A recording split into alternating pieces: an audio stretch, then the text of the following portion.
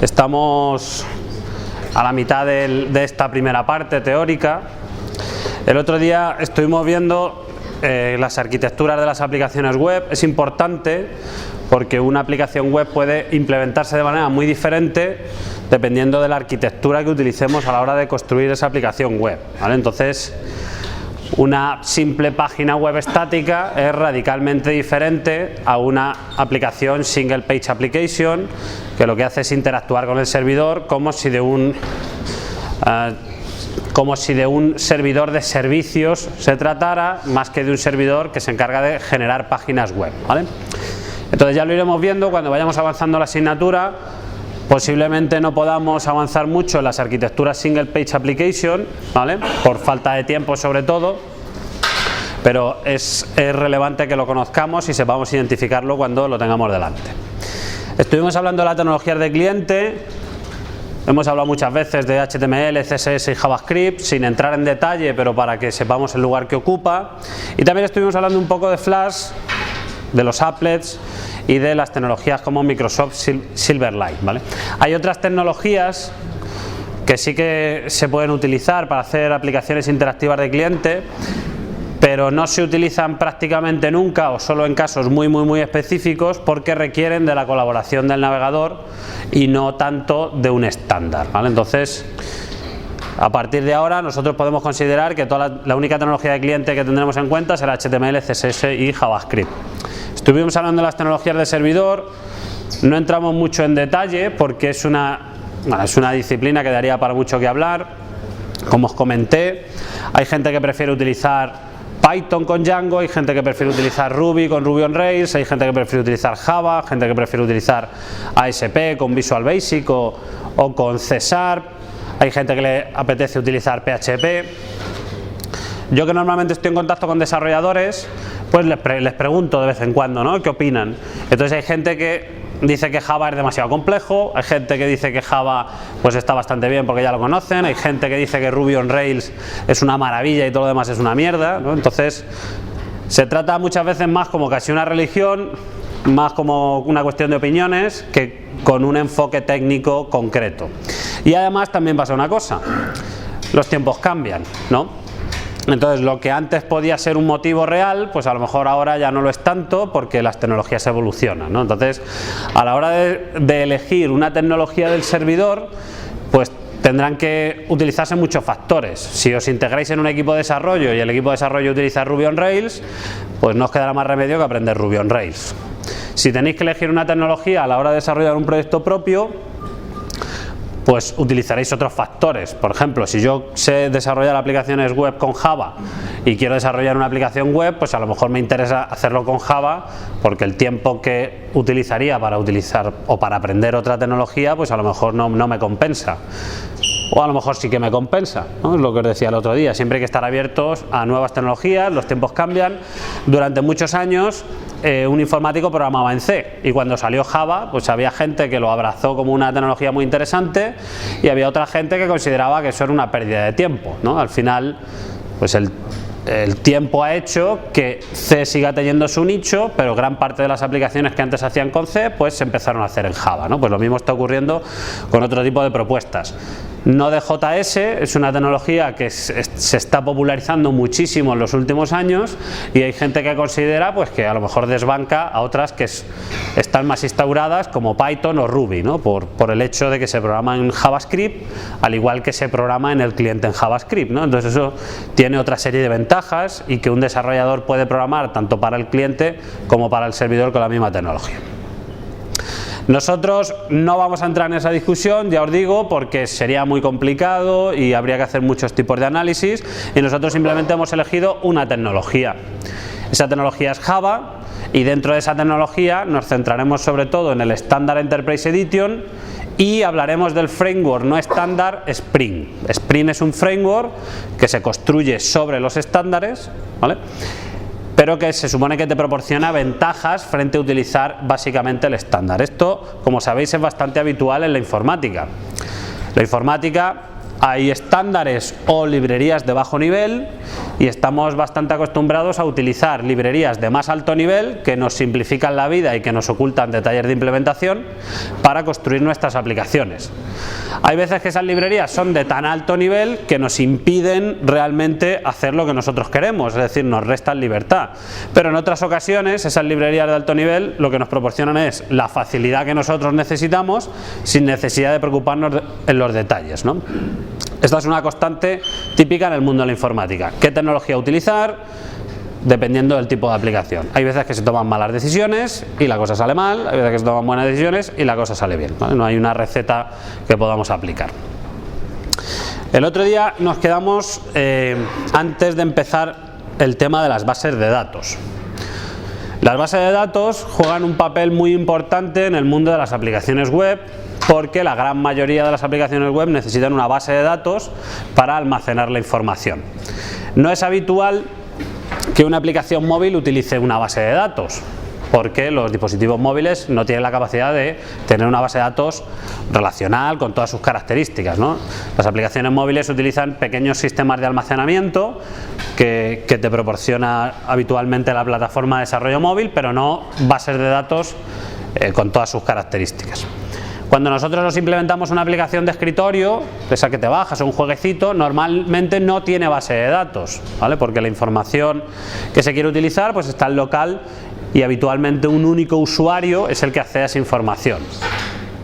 En cambio, las aplicaciones empresariales tradicionalmente son las que han utilizado las bases de datos, por una cuestión principal, porque están diseñadas para que varios usuarios accedan a la información de manera concurrente, a la vez. Entonces, las aplicaciones web son hoy por hoy el tipo de aplicación empresarial por excelencia. Hay muchos tipos de aplicaciones empresariales, pero no se me atrevería a decir que el 80-90% de las aplicaciones empresariales que se realizan a día de hoy son aplicaciones web. ¿Por qué? Porque eso facilita mucho el despliegue. Cuando hablamos de aplicación empresarial, hablamos de una aplicación que está diseñada para que sea utilizado por los empleados de una empresa para lograr el objetivo de la empresa. Entonces, estas aplicaciones tradicionalmente pues se implementaban con una tecnología de servidor y se implementaban con una tecnología de cliente que se instauró durante muchos años utilizar Microsoft, por ejemplo. Pequeñas empresas que tienen a lo mejor una oficina o dos oficinas, pues tienen un servidor en cada una de las oficinas. En cada puesto de trabajo de la empresa se accede a ese servidor y esos servidores se sincronizan de alguna manera. Esta era la arquitectura típica de una aplicación empresarial hasta hace unos años.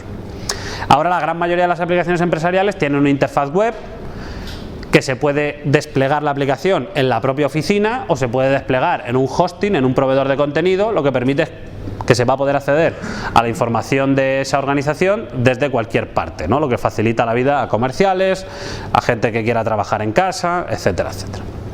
Bueno, vamos a centrarnos en la base de datos. Vosotros habéis tenido una asignatura de base de datos, ¿no? Habéis visto, me imagino, SQL, habéis visto un poquito de modelado, entidad-relación, habéis visto que las bases de datos más populares son las bases de datos relacionales, aquellas bases de datos que están formadas por tablas. Cada una de esas tablas tiene filas y luego tenemos un lenguaje de consulta y de gestión de datos, ¿no? El SQL es un lenguaje que te permite insertar, te permite recuperar la información. La base de datos normalmente se trata como un servicio externo a la aplicación. Tú te conectas a la base de datos a través de un mecanismo, el que sea. ¿Habéis hecho prácticas haciendo programas que hagan uso de base de datos? No, vale, qué divertido, ¿no?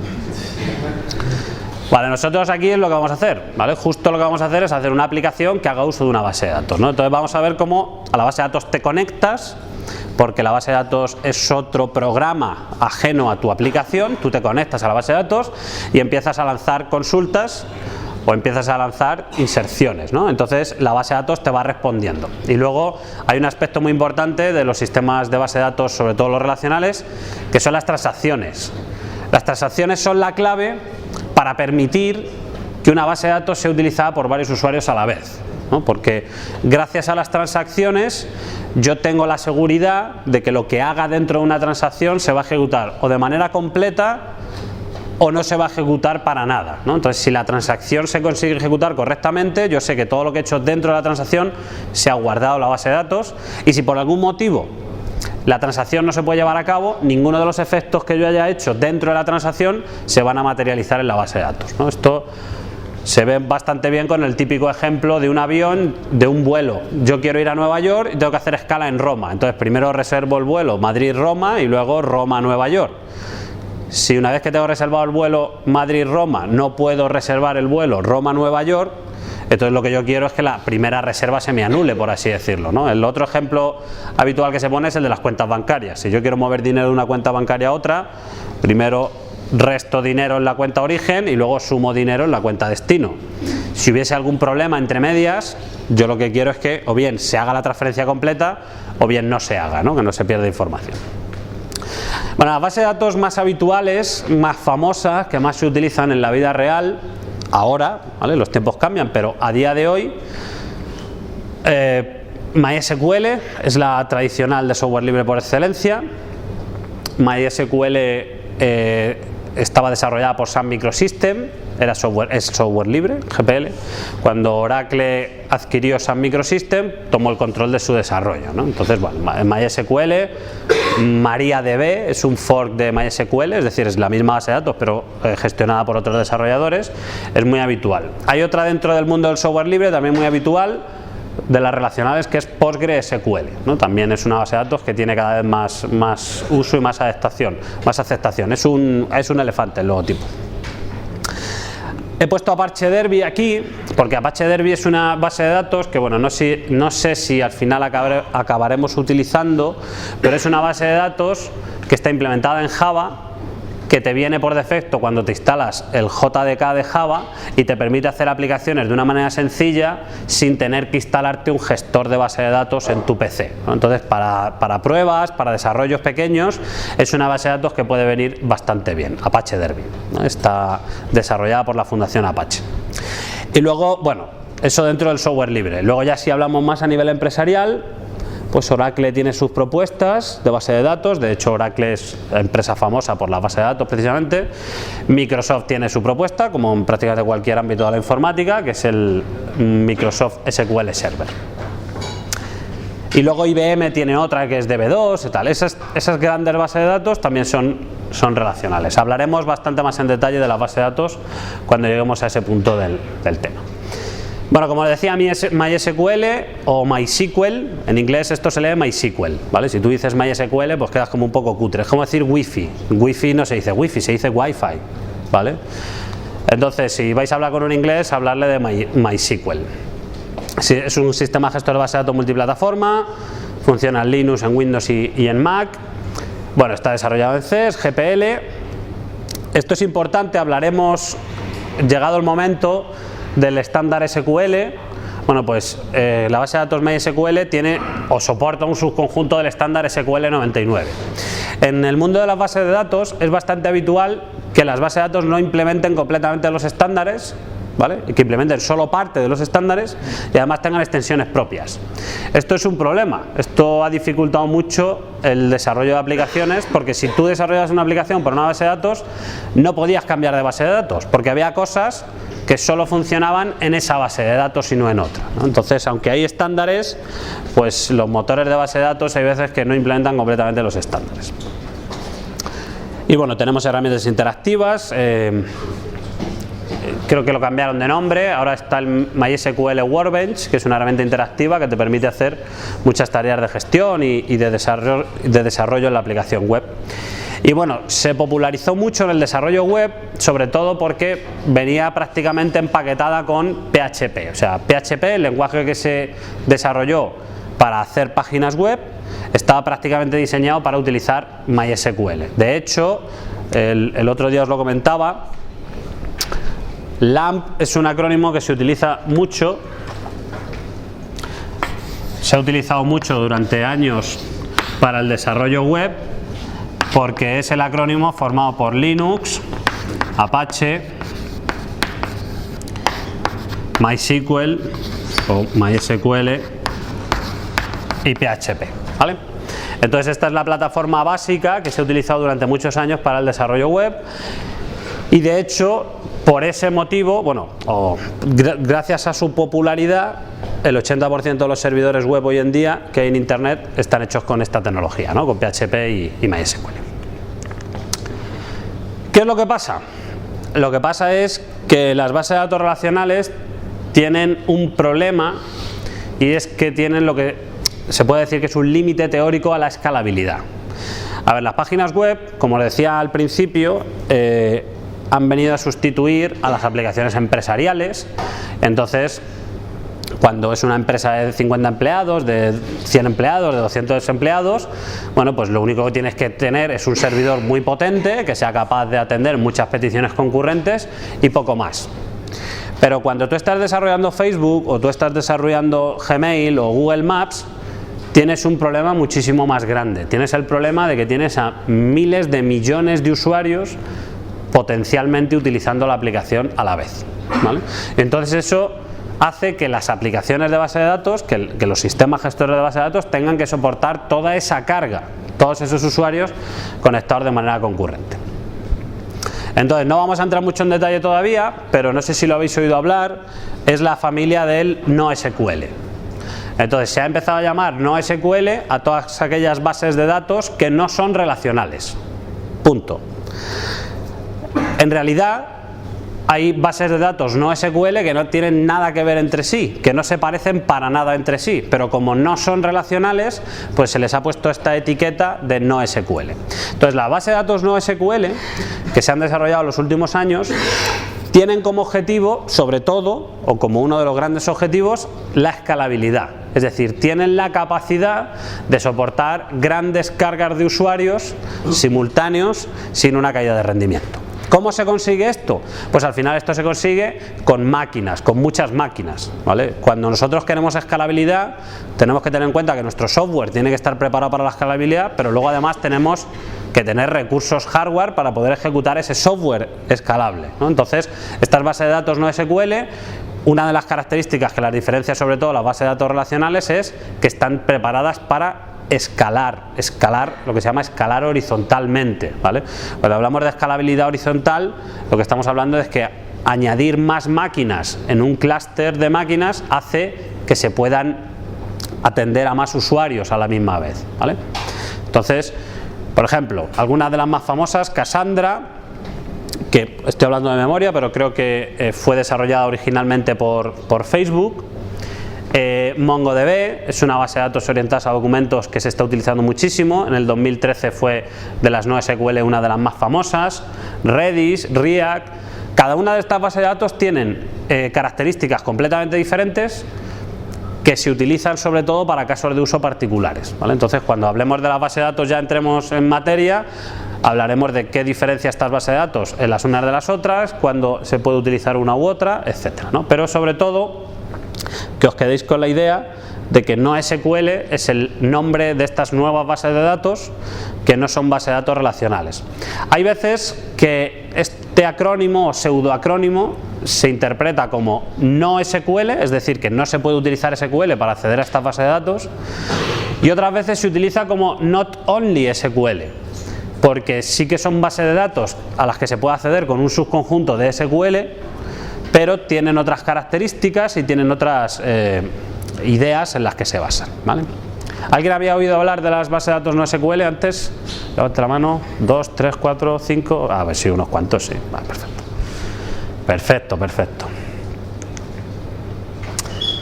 Bueno, vamos a pasar a los sistemas gestores de contenido como última parte del tema de tecnologías en el desarrollo de aplicaciones. Me parece importante que tengamos siempre en el radar un sistema gestor de contenido a la hora de desarrollar las aplicaciones. Y el siguiente tema, que ya es el último de esta parte teórica, se trata más desde el punto de vista del despliegue, de la administración, etc. Bueno, un sistema gestor de contenido, ya lo hablamos en el primer tema, de manera así muy rápida. Es una aplicación. A ver, cuando se empezaron a desarrollar las aplicaciones web, las primeras aplicaciones web, los desarrolladores se dieron cuenta de que gran parte de las aplicaciones web tenían un gran parecido, y es que básicamente se querían utilizar para mostrar información.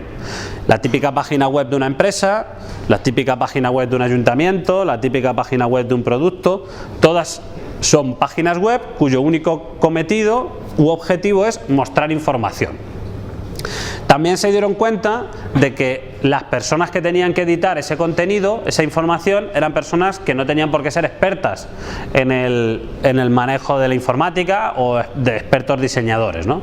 Por ejemplo, un ayuntamiento típico: yo quiero tener una página web porque quiero anunciar a los ciudadanos de mi localidad pues las actividades que voy haciendo, lo que dice el alcalde y cosas de esas, ¿no? Entonces, personal del ayuntamiento, que no necesariamente tenía por qué ser técnico, quería dar de alta esa información en la página web. En las primeras páginas web, eso se hacía, acordaos, con el front page. Front page era una herramienta que servía para hacer páginas web como si fueran documentos, como si fuera Word, ¿no? Pero al final se dieron cuenta de que eso tenía muchísimas limitaciones. La manera de subir la información era a través de servidores FTP, con unas contraseñas. Era difícil que varios usuarios simultáneamente pudieran subir la información. Requería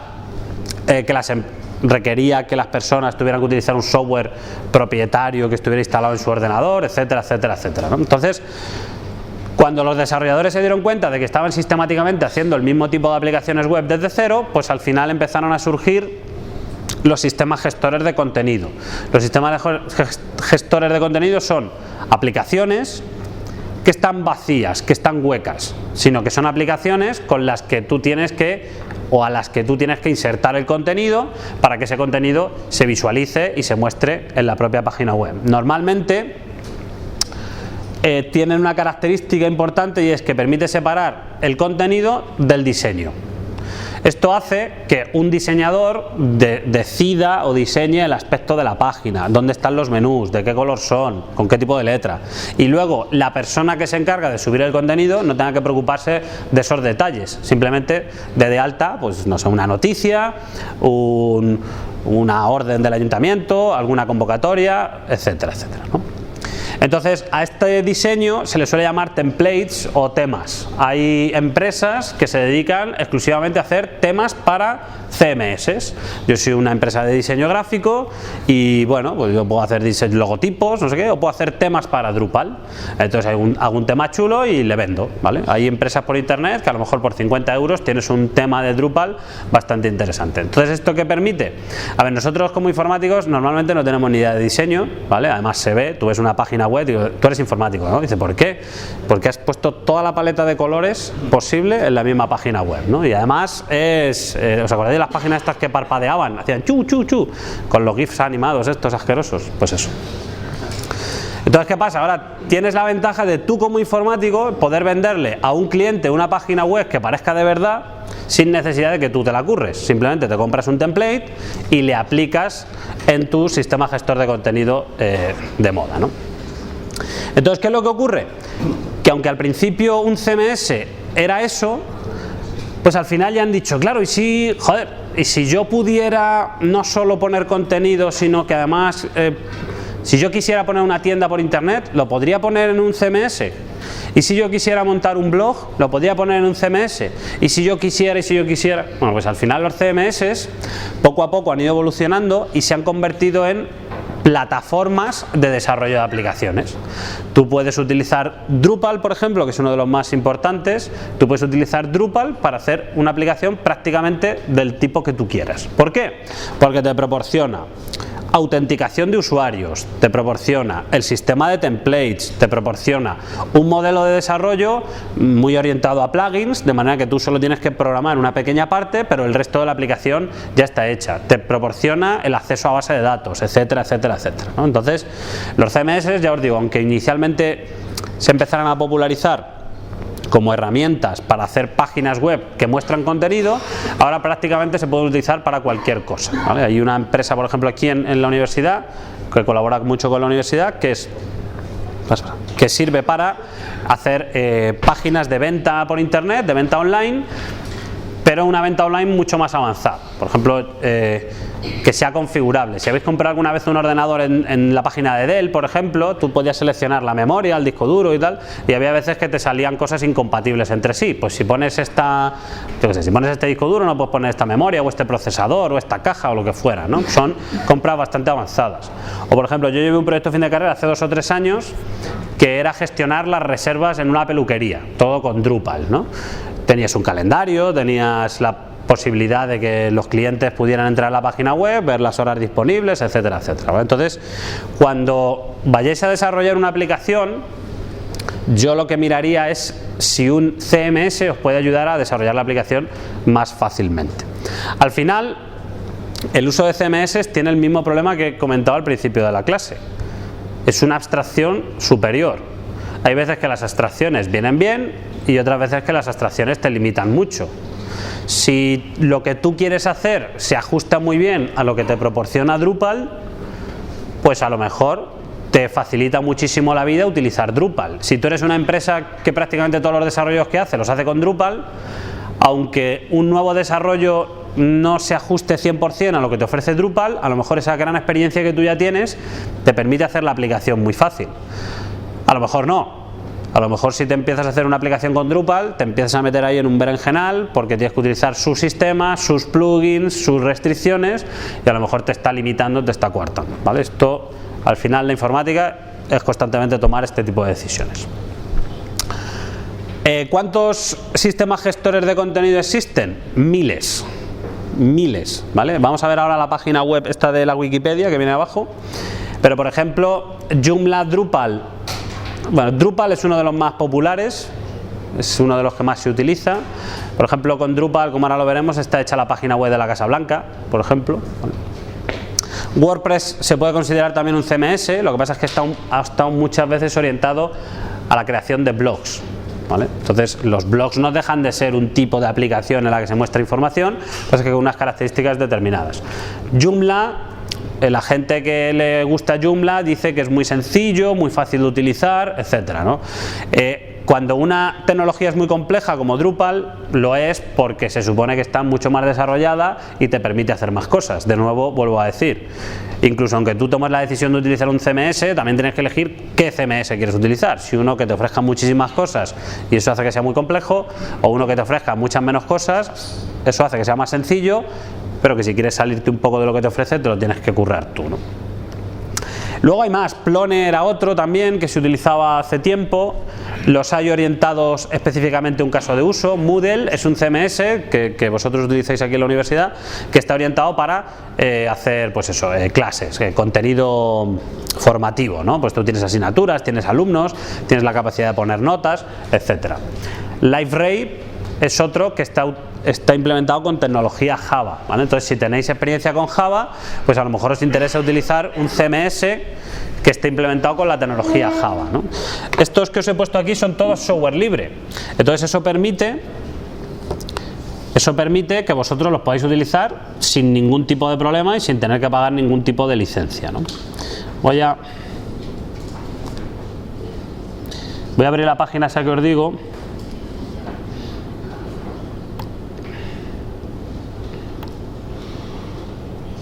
Para que veáis.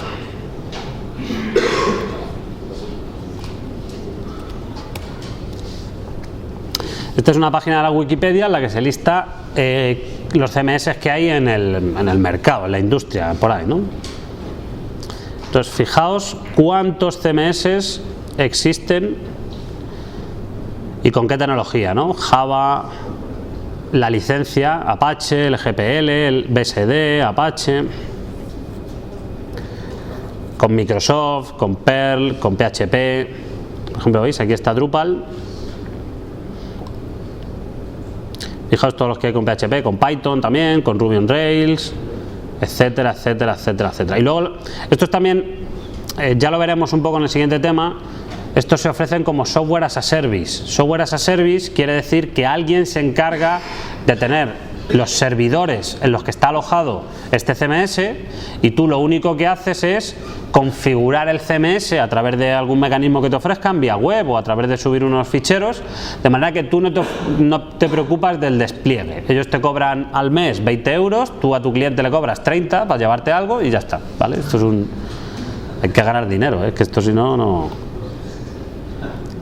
Y luego, bueno, los hay propietarios que también pueden ser interesantes. Alfresco tiene una versión software libre. Alfresco es un CMS orientado sobre todo a gestión documental. Sabéis que en una empresa hay gran cantidad de documentación que se tiene que gestionar, pues contratos, papeles, propuestas, presupuestos, etcétera, ¿no? Entonces Alfresco está especialmente orientado para gestionar documentos. Bueno, hay un montón, ¿no? Entonces esta página la suelen tener bastante actualizada, así que si algún día tenéis interés, pues podéis echar un vistacito, ¿vale?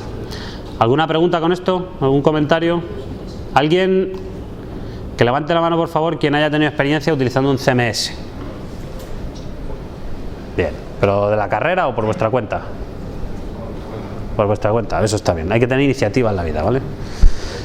Un CMS, como os digo, es una herramienta que os puede interesar, o puede que no, ¿vale? Hay veces que un CMS te restringe y otras veces que te ayuda mucho. Eso ya dependerá de, pues eso, las ganas que tengáis de aprender y las imposiciones técnicas que tengáis que cumplir. Joomla. Bueno, aquí he puesto otra página con otros 20, ¿no? Joomla. Se supone que ellos lo que dicen es que es mucho más sencillo que los demás, ¿no? Joomla es bueno, es un CMS que es relativamente sencillo. Yo sobre todo tengo experiencia con Drupal y en un proyecto fin de carrera queríamos hacer la página web del departamento en el que yo estoy aquí en la universidad. Entonces el alumno dijo, yo es que sé hacerlo con Joomla y prefiero hacerlo con Joomla. Y le dije, bueno, pues si quieres hacerlo con Joomla, hazlo con Joomla, ¿no? Entonces al final te dabas cuenta de que muchas de las cosas que yo ya sabía hacer en Drupal, pues eran muy difíciles de hacer en Joomla. Entonces esa supuesta sencillez hay que tener cuidado porque muchas veces te limita la potencia, lo que implica que aunque tú puedas tener rápidamente una página muy sencilla, a lo mejor si la quieres complicar un poco más, pues te cuesta mucho más trabajo, ¿no?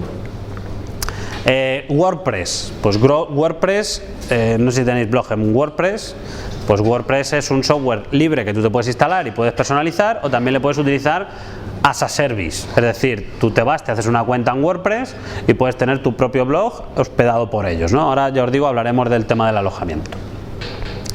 Entonces, bueno, pues a ver, una cosa, ¿por qué hay tantos CMS? Porque prácticamente cualquier empresa que se encargue del desarrollo web empieza a hacer una pequeña aplicación, luego llega otro cliente y le hace otra aplicación, luego llega otro cliente y le hace otra aplicación. Cuando ya tienes 3 o 4 aplicaciones que son muy parecidas, empiezas a sacar lo que es común a todas ellas y lo empiezas a poner en otro paquete independiente, de manera que cuando la cuarta aplicación y la quinta aplicación tengan que ser desarrolladas, no te repites, sino que empieces a utilizar esa pequeña librería que ya tenías, ¿no? Pues librería para autenticar usuarios, librería para gestión de temas.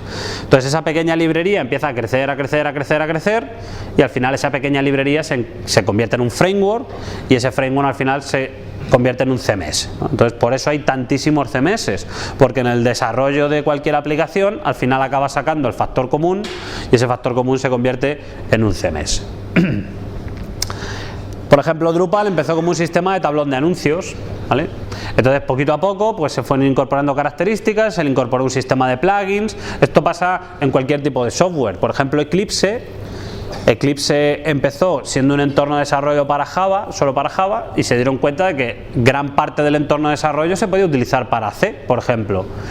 Entonces empezaron a separar lo que era específico de Java de lo que era específico de cualquier entorno de desarrollo.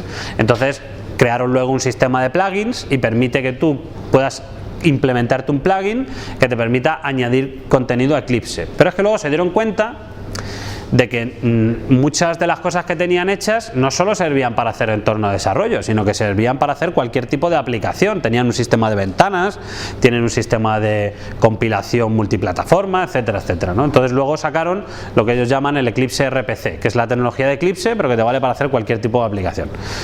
En NetBeans pasa lo mismo y en gran cantidad de aplicaciones sucede lo mismo, ¿no? Bueno, lo que os decía, la gran mayoría están escritos con licencias libres, lo cual os permite utilizarlos sin tener que pagar ningún tipo de royalties. La gran mayoría están escritos en PHP. Si os habéis fijado en la página de la Wikipedia, hay bastantes más hechos en PHP que hechos en otras tecnologías, por lo que hemos hablado, ¿no? PHP es una tecnología muy popular. Hay gente que considera que PHP es una tecnología que sobre todo está hecha para no informáticos, ¿vale? Porque se supone que esa supuesta sencillez permite a una persona sin tener grandes conocimientos hacer muchas cosas. Los que tenemos más experiencia en el mundo de la informática consideramos que esas licencias que se han tomado para los usuarios no expertos al final dificultan el desarrollo de aplicaciones por usuarios expertos, ¿no?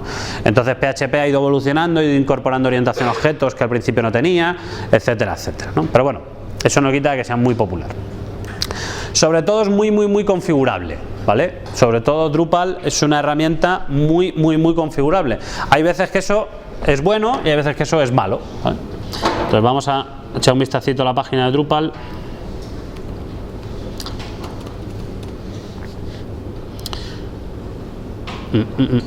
Bueno, tenemos una comunidad española bastante potente, Drupal hispano, de hecho fijaos sale la primera.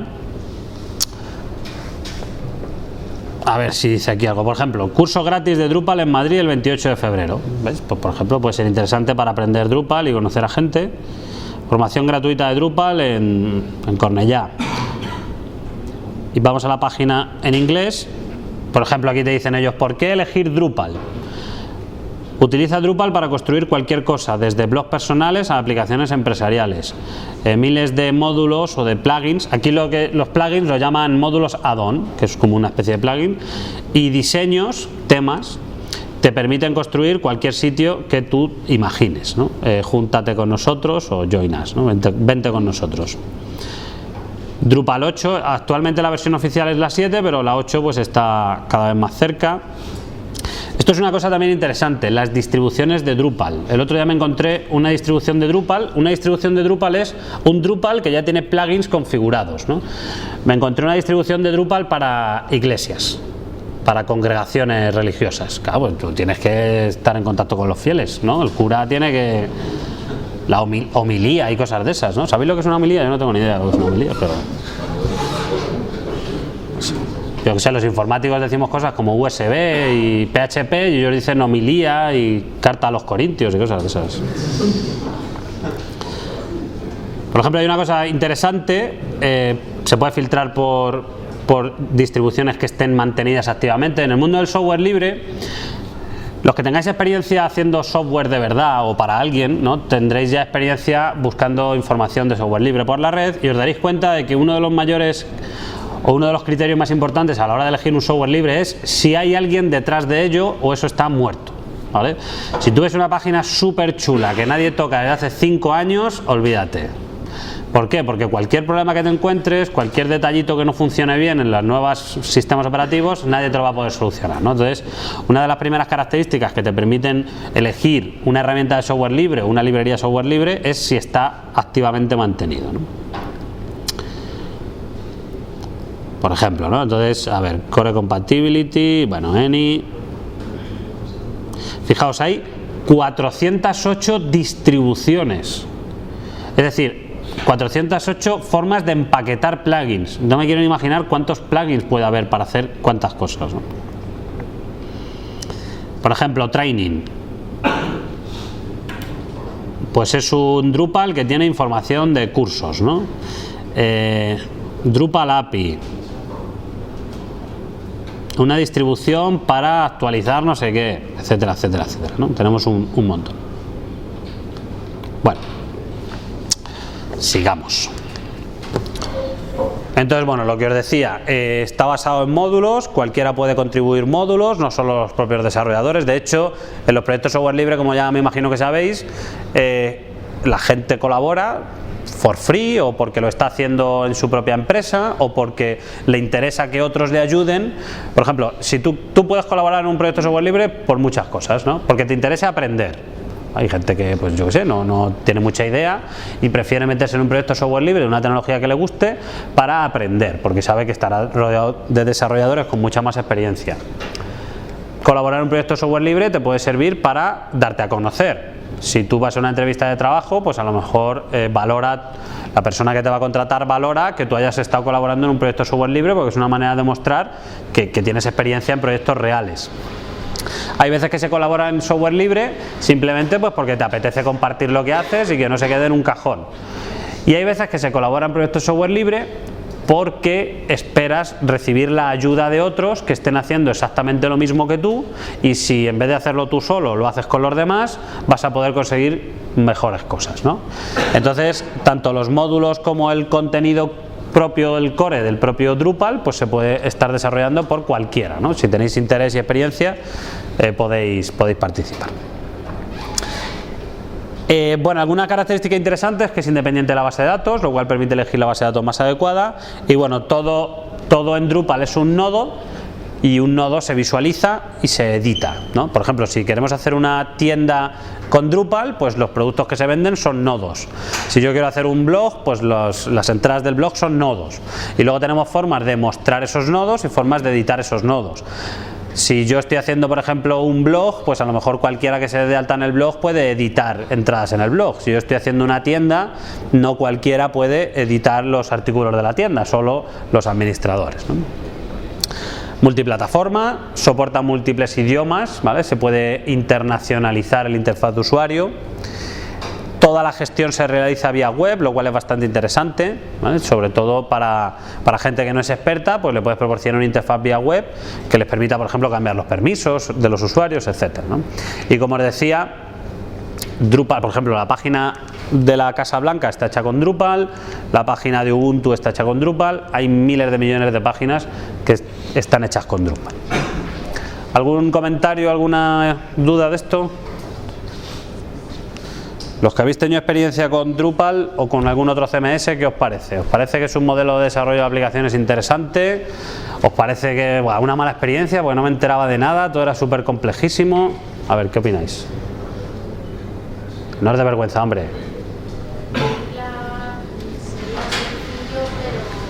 ¿Quién está hablando? Ah, dime.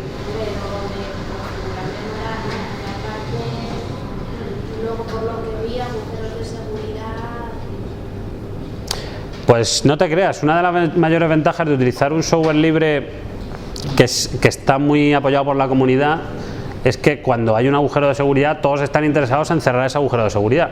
Sobre todo mucho más de lo que estarías tú si hicieras el propio programa, porque a lo mejor un agujero de seguridad no es una característica, o sea, sí te interesa cerrarlo, pero hay veces que, bueno, si el cliente no se entera, ¿quién va a hackear esta página? ¿Qué tal? ¿Habéis visto alguna charla de Chema Alonso? Sí, pues Chema Alonso hackea todo lo que se encuentra, ¿no? Entonces, la cuestión es que no te pille Chema Alonso, ¿no? Lo de configurable, hay veces que es cierto que no te permite, no se puede configurar a través de la interfaz, pero siempre se puede configurar a través de un plugin. O sea, tú siempre puedes coger código que haga lo que tú quieres hacer. Entonces lo que pasa es que, claro, la curva de aprendizaje es mucho mayor. Te vas a la página web y cambias 4 cosas, o luego ya irte y hacer un plugin, pues se complica mucho. ¿Alguna experiencia más con CMS? No me habláis nada, sí, dime. Sí.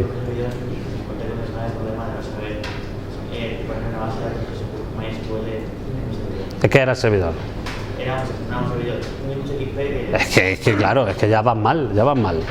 O sea, tú pones un servidor con Windows XP y solo puedes tener problemas. Aunque seas capaz de instalarlo, eso te va a dar problemas. No, a ver, normalmente los servidores Linux, si tú te instalas un Ubuntu server, por ejemplo, cuando arrancas el servidor o cuando lo estás instalando te dice ¿qué quieres tener? Y dices MySQL, PHP, Apache, no sé qué, y tú le das y ya se instala todo. Entonces es posible que tengas problemas de eso. De todas maneras, cuando lleguemos a la parte de base de datos, instalaremos una MySQL y si tenemos algún problemilla lo vemos, ¿vale? Otra característica más que diferencia las aplicaciones web de las demás aplicaciones, ¿no? El despliegue. ¿Alguien sabe lo que es el despliegue? La palabra despliegue, ¿cuándo se utiliza? Si no, que levante la mano, por favor. 1, no me lo creo. 2, no me lo creo. Los demás no sabéis. 3, ¿no sabéis lo que es desplegar una aplicación? Vale. A ver, una aplicación es una cosa un poco curiosa, ¿no? Lleváis 3 años estudiando aquí metidos, informática, y parece que las aplicaciones web son raras, ¿no? Porque no se parecen en nada. O sea, te enseñan a hacer una interfaz de usuario, tienes una asignatura que es interacción persona-ordenador, y haces el interfaz de usuario con una tecnología que prácticamente ya no se utiliza. Bueno, no se utiliza, ¿vale? Exagerado, ¿no? Pero se hace con una tecnología de componentes, y hay un pequeño porcentaje de desarrollos nuevos que se hacen con tecnologías de escritorio, ¿no? Y no os cuentan la parte de la web. Os cuentan cosas de base de datos, pero resulta que no os cuentan cómo se utiliza una base de datos en el contexto más habitual de la base de datos, que es en aplicaciones web, ¿no? Y luego también llega la parte de la instalación. Normalmente hacéis pequeñas aplicacioncillas habitualmente pasáis del proceso de instalación olímpicamente. Yo cuando acabé la carrera nunca había hecho jamás un instalador, ni nunca había instalado ninguna aplicación en ningún sitio, ¿no? Y es curioso porque las aplicaciones las hacemos para los usuarios y al usuario le tiene que llegar la aplicación y se le tiene que actualizar, ¿no? Bueno, pero eso ya os lo contarán, ¿no? ¿Qué es lo que ocurre? Que las aplicaciones web tienen un proceso de instalación muy particular. Las aplicaciones web no se instalan, se despliegan. ¿Por qué se dice que se despliegan? Bueno, pues por algunas características que lo diferencian de una instalación normal. Ahora, bueno, en 5 años a esta parte, las aplicaciones ya no se instalan como se instalaban antes, ahora se bajan de las App Stores, ¿no? Ahora tú te vas al App Store o te vas al Google Play y te bajas la aplicación y se te instala, ¿no? Es curioso porque todavía se sigue utilizando el término instalar, ¿no? Pero bueno, básicamente tú la tienes disponible. Como comenté en su momento, en Linux esto estaba disponible hace mucho tiempo. Si habéis utilizado Debian, Ubuntu o alguna distribución derivada, sabéis que hay una manera de gestionar paquetes, que son los paquetes apt, y con el apt-get tú te puedes descargar las aplicaciones e instalarlas, ¿no? Normalmente esto no se hacía en otras plataformas de escritorio porque no había manera de cobrar al cliente. Cuando llegó Apple y dijo yo me llevo el 30% de lo que tú cobres, entonces ya la gente se dedicó a poner aplicaciones en los App Stores, ¿no? Entonces, ¿qué le pasa a las aplicaciones web? Que las aplicaciones web normalmente no se instalan, sino que se despliegan. ¿Qué diferencia hay entre instalar una aplicación y desplegar una página web? Pues fijaos, una aplicación tú te la instalas en tu PC y normalmente es autocontenida. Es bastante raro encontrarse una aplicación que dependa de tener otra aplicación y que tú tengas que configurar una cosa y tener que configurar otra, tal, sobre todo en el mundo Windows o en el mundo de los dispositivos móviles. En el mundo de Linux esto es bastante habitual, ¿no? Para que te funcione esta aplicación te hace falta tener esta otra aplicación o esta librería o esta otra cosa, ¿no? Entonces, las aplicaciones web, cuando se instalan, necesitan tener una base de datos, necesitan tener un servidor web, necesitan tener un servidor donde instalarse, porque claro, normalmente una aplicación de escritorio tú te la instalas en tu PC, pero una aplicación web es muy difícil que tú te la instales en tu PC. Normalmente está en algún sitio, ¿vale? Está en internet y ese servidor tiene que tener conexión a internet y ese servidor debería tener una IP fija, porque si yo me pongo un servidor web con mi ADSL y se va la luz y se resetea el router, pues ya se cambia la IP, ¿no? Entonces si cambia la IP ya no me puede encontrar la gente, porque la IP es otra diferente. Sabéis que los DNS asocian nombres a IPs, entonces si mi IP cambia, pues tendría que decírselo al DNS. ¿Y no podría haber algún servicio que cada vez que yo cambie el IP se lo diga al DNS? Sí, los hay. Pero los DNS tienen una latencia muy grande. Cambiar la IP de un DNS tarda mucho tiempo en propagarse, ¿no? Entonces, todos estos pequeños detalles hacen que una aplicación web sea tratada de manera muy diferente a una aplicación normal. Entonces, vamos a ver qué particularidades tiene. Nosotros en esta asignatura nos vamos a centrar sobre todo en el desarrollo de aplicaciones web. No vamos a desplegar una aplicación web más allá de desplegarla en nuestra propia máquina para poder utilizarla nosotros, ¿no? Pero no me parece razonable no contaros absolutamente nada de despliegue de aplicaciones web, ¿no? Entonces, aunque muchas de estas tareas las acaban realizando administradores o gente de sistemas o lo que se llaman ahora DevOps, que es la gente encargada de sistemas dentro de los equipos de desarrollo, pero sí que creo que es importante que tengamos en la cabeza una serie de conceptos que nos van a ayudar en el día a día, ¿no? Entonces, lo que os decía, las aplicaciones no se ejecutan en local, se ejecutan en un servidor. Ese servidor puede ser físico, puede ser una chapa, ¿no? Una caja que tú tienes enganchada a la red, o puede ser virtual. ¿Conocéis la virtualización? ¿Alguien os ha hablado alguna vez de virtualización en la carrera? Sí, ¿no? De la virtualización de sistemas operativos y de máquinas, ¿no? Vale. Pues es bastante habitual hoy en día, en el 2014, que los servidores que ejecutan las aplicaciones web sean virtuales. ¿Por qué? Porque eso permite aprovechar muchísimo mejor los recursos hardware. Tú tienes un gran servidor o tú tienes un conjunto de grandes servidores y tú tienes pequeños servidores virtuales dentro de esos servidores físicos. Cada servidor virtual se gestiona de manera independiente y puede contener una única aplicación, ¿no? Lo que mejora bastante la capacidad de gestión de los servidores. También hay otro detalle importante. Cuando tú, ya lo comenté el primer día o el segundo día, cuando tú tienes una aplicación, le pones restricciones al usuario. Esta aplicación necesita los requisitos mínimos, ¿no? Necesita 2 GB de RAM, no sé, 3 GB de disco duro y Windows XP, por ejemplo, ¿no? Si tu ordenador lo cumple, bien, y si no lo cumple, pues no puedes. En cambio, las aplicaciones web tienen unas demandas de cómputo, de memoria y de espacio en disco que dependen de los usuarios que tengan esas aplicaciones web. Si yo hago una aplicación web, pues para, no sé, para contar lo que yo hago en mi asociación de amigos, que tenemos ahí, hacemos 4 fotos, pues a lo mejor la aplicación web no consume mucho. Pero si yo tengo pensado hacer el próximo Instagram, pues yo me tengo que preparar para tener una gran cantidad de usuarios y que el sistema siga funcionando, ¿no? Había, no sé si lo sabéis, hay una cosa que se llama efecto barra punto o efecto /dot, que es que si tu página web aparece en barra punto o en /dot, que son sitios muy populares de noticias tecnológicas, te pueden tumbar la máquina, te pueden tumbar el servidor, ¿no? ¿Por qué? Porque hay mucha gente leyendo eso, ve tu página, se mete en tu página y si tu página no funciona, bueno, y si hay muchos usuarios que lo intentan a la misma vez, te pueden tumbar la página y has perdido una oportunidad de oro, que es dar a conocer tu servicio a miles de usuarios, ¿no? También ocurre una cosa, y es que antes las aplicaciones se hacían para un conjunto limitado de usuarios. Lo que os decía, una típica aplicación empresarial, pues ¿cuántos sois en la empresa? Pues somos 25, pues hombre, puedes contratar a alguien más, pero no vas a contratar a 200 de un día para otro, ¿no? Es decir, cuando el software se hace para pequeñas empresas o para grandes empresas, el software está acotado, el número de usuarios se puede conocer a priori. Pero en los servicios web, sobre todo los servicios web que están destinados a que los use cualquiera, no sabes cuántos usuarios vas a tener. De hecho, cuantos más usuarios, mejor. De hecho, si el usuario intenta hacer el servicio y el servicio no funciona, pues es una putada para tu modelo de negocio, ¿no? Porque esos son potenciales clientes que pierdes. Entonces, las aplicaciones web necesitan cosas que nosotros a priori no pensamos cuando desarrollamos aplicaciones para escritorio. Y es que tienen que ser escalables y que tienen que ser tolerantes a fallos. Escalables quiere decir que tienen que seguir funcionando independientemente del número de usuarios que accedan al servicio web, y tolerancias a fallos quiere decir que si algo va mal, si algún servidor se rompe, no se tendría que dejar de prestar el servicio, ¿no? Si tú le dices a un usuario que se instale la aplicación en su ordenador y se le rompe el ordenador, pues es su problema. Si tú le dices a un usuario que utilice tu aplicación web y cuando va a utilizar tu aplicación web no funciona, es tu problema, no su problema, ¿vale? Entonces, ¿cuál es la técnica habitual que se utiliza cuando instalas una aplicación web para tener la capacidad de que sea escalable y que sea tolerante a fallos? Normalmente lo que se hace es instalar la aplicación web en varios ordenadores a la vez, varios servidores, en un clúster de servidores. Entonces esto lo complica todo. Vosotros habéis visto la asignatura de redes, tenéis otra asignatura de redes, ¿no? Que se llama ampliación de redes o algo así, pero es, ¿no? Una de redes solo. ¿Y Malda? No, hombre, no.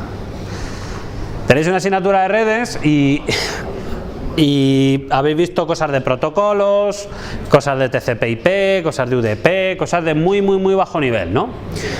Pero al final, ya posiblemente, por muy maldad que esté la asignatura, ya empecéis a intuir que comunicar dos ordenadores no es fácil, es bastante complicado. En el modelo de la web es relativamente sencillo, ¿no? Tú haces una petición a un servidor, ese servidor te da una página HTML y la página HTML se pinta.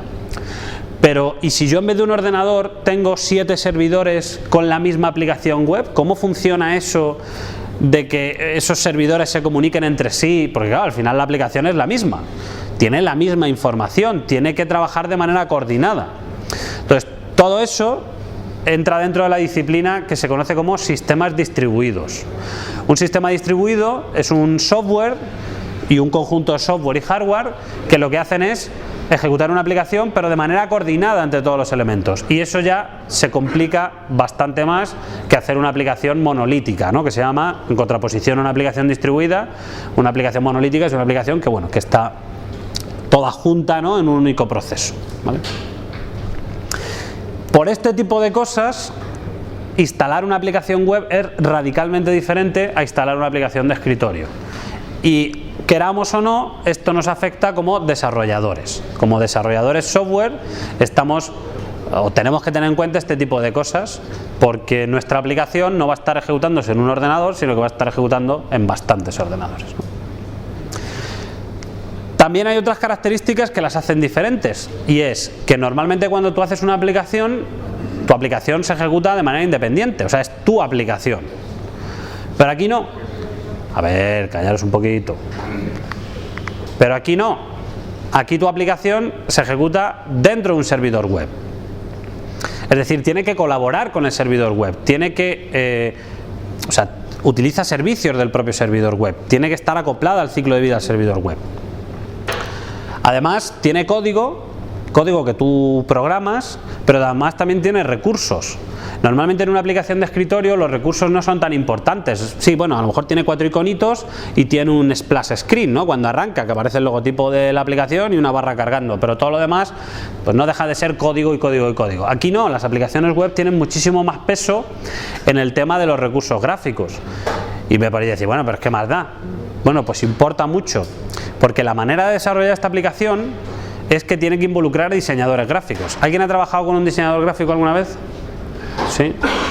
¿A que son especiales los diseñadores gráficos? ¿Vale? Los diseñadores gráficos son como los informáticos, cada uno tiene su rollo, ¿no? Y hay veces que hay peleas y cosas, ¿no? No, en serio, el equipo de desarrollo es radicalmente diferente, la manera de trabajar es radicalmente diferente. Tú te tienes que coordinar con los desarrolladores, con los diseñadores, y los diseñadores se tienen que coordinar contigo.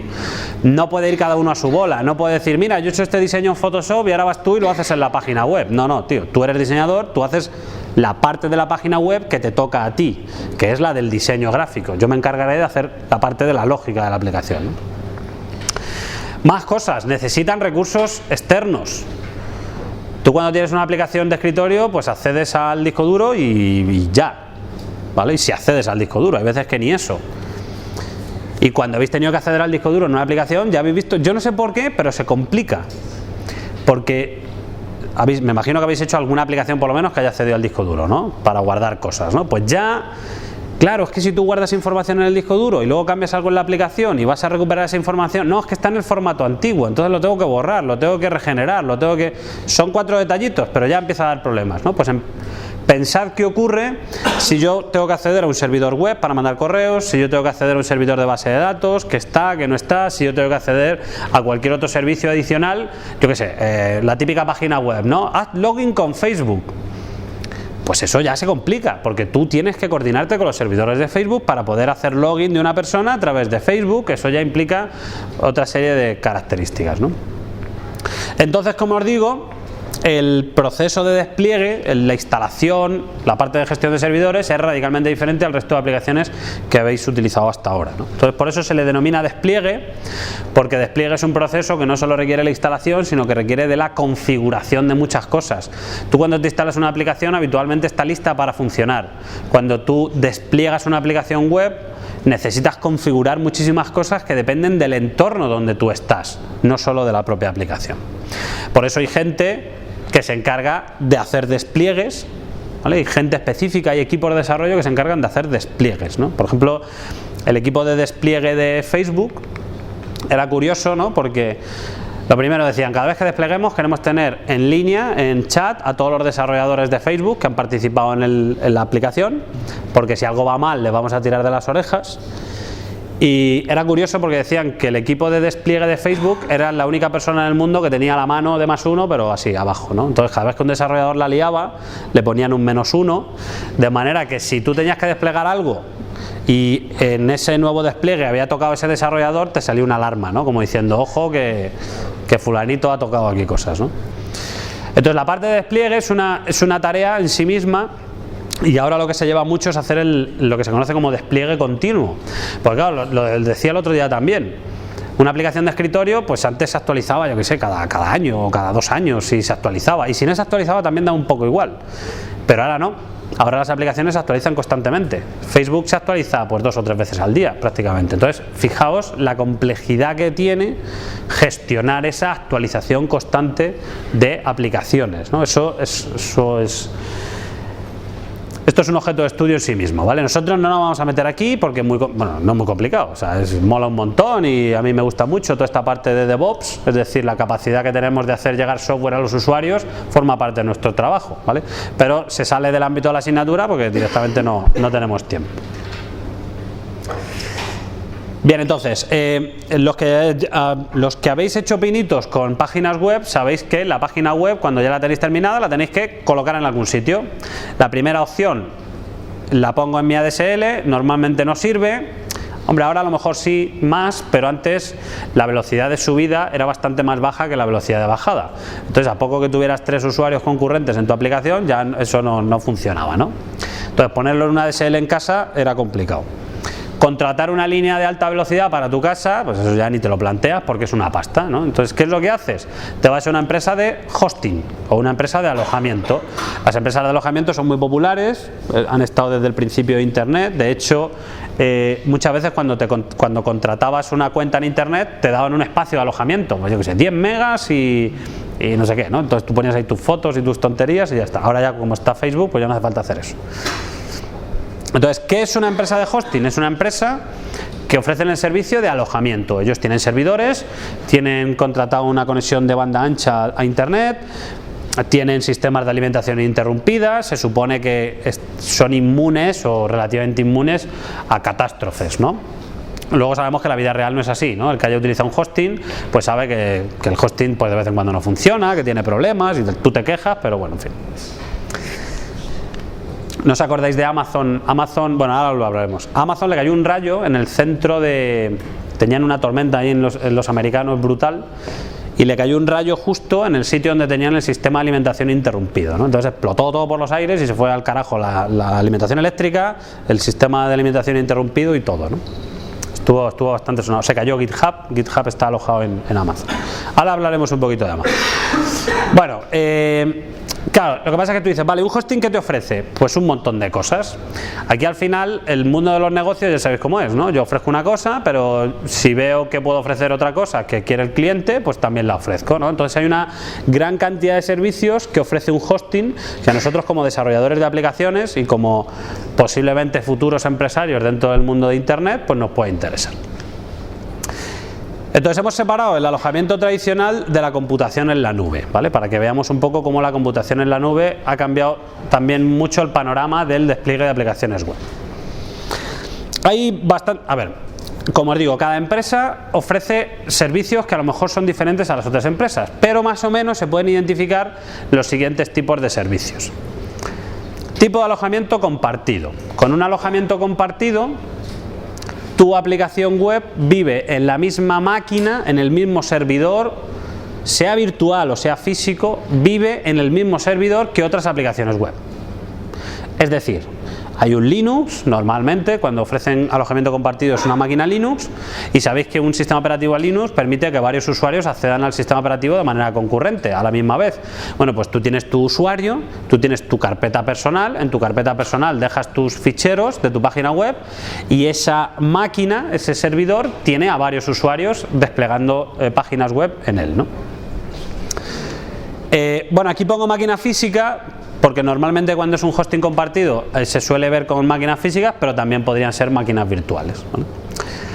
O bien un tipo de alojamiento dedicado. Cuando hablan de dedicados lo hablan en contraposición a compartido. Es decir, tú tienes el control total sobre tu máquina, sobre tu sistema operativo. Por ejemplo, si tú tienes un Ubuntu, pues tú te podrás meter en Ubuntu con tu clave de administración, podrás hacer lo que te dé la gana, ¿no? Y luego virtual. Claro, como os digo, hay bastante confusión porque tú puedes tener un servidor dedicado virtual o un servidor dedicado físico. Hay veces que los proveedores lo diferencian. Cuando hablan de dedicado, te están diciendo que va a ser físico lo que te van a ofrecer, y cuando hablan de virtual, te están diciendo que va a estar virtualizado. Habitualmente te lo dicen, porque aunque en muchos aspectos un servidor virtual se comporta exactamente igual que un servidor dedicado, en otros aspectos no lo es. Si varias máquinas virtuales comparten o coexisten en el mismo servidor físico, pues es posible que tengan problemas de latencia de acceso al disco, porque las otras aplicaciones también están accediendo a él. Es posible que no tengan acceso a los recursos de computación, aunque normalmente lo que se suele hacer es dar un core, por ejemplo, a cada máquina virtual, o 2 cores, y tú los cores los tienes, por así decirlo, contratados. Bueno, sobre todo con la memoria se suele ver, ¿no? La memoria se te reserva. Entonces, normalmente si tú aceptas que el servidor sea virtual es porque pagas menos, ¿no? Porque tienes una serie de desventajas que si tuvieras dedicado no tendrías, y por lo tanto sale bastante más caro. Entonces, proveedores, pues hay miles de proveedores en internet, normalmente también te ofrecen servicios de DNS, servicios de compra de dominios, cuentas de correo, etcétera, y algunos de los españoles más importantes, este que sale en la tele todos los días, ¿no? El One and One, Sync.es, también lo estuve utilizando yo hace tiempo, Arsis, Hostalia, etcétera, ¿no? Hay muchos tipos de alojamiento. Entonces, simplemente para que tengamos una visión de qué tipo de servicios nos pueden llegar a ofrecer, me cogí hace tiempo ya, la página está un poquito desactualizada, pero lo importante no es tanto los precios, sino más que nada los servicios. Me cogí la página de One and One de hace un par de años. Entonces, lo primero, tú puedes elegir el sistema operativo. Obviamente, si eliges Linux va a ser más barato que si eliges Windows, porque si eliges Windows vas a tener que pagar la licencia, ¿no? Cosa que en Linux no tienes. Por ejemplo, tú puedes tener un Basic Dual, que habría que ver de qué tipo es, que tú tienes 1 giga de espacio web, que tú no tienes ninguna limitación en tráfico, que tienes un dominio incluido en el precio, ¿no? Por 2 euros al mes, ¿vale? Que tienes 10 cuentas de correo con hasta 2 gigas como máximo, tienes un editor web interactivo, de esto que sale en One and One ahí en la tele, y si tú quieres puedes programar en PHP, ¿no? Pero no te proporcionan nada más, sino solamente PHP. Además puedes tener una base de datos con 1 giga, una base de datos MySQL5, y bueno, tienes el Application Click and Build. El Click and Build este posiblemente sea una manera interactiva de hacer aplicaciones que no tienes de otra manera, ¿no? Entonces, este normalmente sí, bueno, lo tenemos aquí, digo, ahora no sé qué tipo es compartido, ¿no? ¿Veis? No te dicen qué características tiene la máquina. A ti te dicen que tú vas a estar en una máquina con otros, que no sabes si va a ser 1, 2 o 17, ¿vale? Y tienes acceso a esto. Si tú pagas el Dual Unlimited de 20 pavos al mes, pues tienes un espacio en disco ilimitado, tráfico también ilimitado, te dan 5 cuentas de correo, 5 dominios, te permiten hacer 10 proyectos con 30 páginas cada uno en el editor interactivo este, ¿vale? Además de utilizar PHP básico, puedes utilizar los frameworks, Zen Framework, Perl, bueno, puedes utilizar PHP, puedes utilizar el framework de Zen ya instalado, pero además puedes programar con Perl, con Python y con Ruby, y bueno, un montón de información, ¿vale? Entonces, claro, dependiendo de mis necesidades, yo puedo querer utilizar una tarifa o puedo querer utilizar otra, ¿no? Esto sigue la tabla, ¿no? Entonces, por ejemplo, es curioso, IP española te lo ponen como un servicio adicional, ¿no? Porque a lo mejor te da una IP por ahí de otro sitio. Acceso por SSH no te permiten en la versión básica, pero sí que te permiten en las demás. Por FTP solo te permiten una cuenta en la versión básica, pero te permiten todas las cuentas que tú quieras en la versión ilimitada, ¿no? Como veis, son aspectos técnicos que nosotros tendremos que valorar a la hora de elegir una tarifa o elegir otra. Vale. Servidores dedicados, ¿vale? Esta es otra alternativa en la que yo puedo tener acceso a mi propia máquina. Entonces, cuando estamos hablando de servidor dedicado, claro, me dicen qué características tiene mi servidor. Cuando es un compartido, yo no tengo un servidor, yo vivo con otros. Cuando es un dedicado, pues yo tengo uno solo, ¿no? Entonces, yo qué sé, por 30 euros al mes puedes tener una AMD con 4 cores, con, bueno, el Asta este, ya sabéis lo que hacen los de marketing, ¿no? El desde te ponen el precio más bajo y el Asta te ponen lo máximo que puedas conseguir. Entonces, hasta que no pinchas no sabes cuánto vale realmente qué, ¿no? Entonces, si nosotros pinchamos, bueno, no lo tengo detallado, ¿no? Pero para que veáis un poco como qué tipo de oferta. Y luego tenemos los servidores virtuales. Se supone que obtienes un menor precio porque asumes el coste de vivir virtualizado dentro de un hardware físico, ¿no? Entonces, por ejemplo, aquí por 20 euros al mes tenemos 512 de RAM, 20 GB de disco duro, etcétera, etcétera. Entonces, como os digo, algunos nacionales que pueden ser de interés, hay otro que se llama Gigas, creo que está ahora bastante de moda también, que está barato y funciona bien. Entonces, bueno, el alojamiento, esto es lo de siempre. Hay proveedores que funcionan bien, hay proveedores que funcionan mal, hay gente que tiene malas experiencias con el soporte técnico. Normalmente lo que se valora aquí, aparte del precio, es el soporte técnico. Si no tienes ni idea, no tienes ni idea, pero a poco que sepas un poco, pues te interesa utilizar los servicios de tu servidor. Y si el soporte técnico te está dando problemas, nosotros, por ejemplo, teníamos una página web en un proveedor y nos actualizaron la versión de PHP sin decirnos nada. Entonces, a partir de ese día, la página web dejó de funcionar porque estábamos utilizando unas características que estaban específicas para la versión de PHP, ¿vale? Entonces, este tipo de cosas pues son importantes. Bien, computación en la nube. ¿Quién ha oído hablar del cloud computing? Todos, ¿no? Me imagino. Sí, bien. ¿Quién sabe lo que es el cloud computing? ¿Quién me podría dar una descripción de qué es el cloud computing? A ver, venga, algún voluntario. Voy a empezar a poner estrellitas, o no, en el colegio a mí me ponían ceros solo, ¿vale? Pero también daban ¿cómo eran? Mini puntos, gallifantes de esos. ¿Os acordáis de los gallifantes? Qué infancia más retorcida. Venga, a ver, cloud computing. ¿Algún voluntario? Venga, hombre, que no dé vergüenza, si estáis todos ¿no os conocéis? Sois todos alumnos de la misma clase. ¿No habéis hecho Ecuador, de esos que os vais a ir a emborracharos a...? ¿No? Muy mal, muy mal. Eso se hace para hacer equipo, hombre, y cosas así, ¿no? A ver, no, en serio, alguno. Que elijo el dedo del voluntario, forzoso.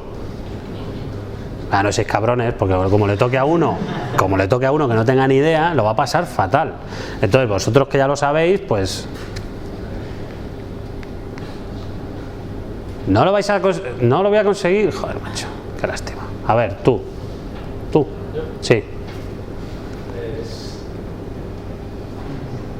Usarla, no sé cómo explicarlo. Por ejemplo, tú utilizas utilizando servicios, tú, en vez de comprar, por ejemplo, Dropbox o lo que sea, tú compras servicios por ejemplo, de más computación de ordenador, en plan de usar la computación de una empresa que te la ofrece. Bien, vale. Más o menos, ¿no? Esa es un poco la idea. La idea es... A ver, ahora vamos a entrar mucho en detalle y vamos a ver diferentes tipos de computación en la nube, ¿no? Pero la idea es que la computación se empieza a ofrecer como un servicio y sobre todo como un servicio que se paga por tiempo de uso.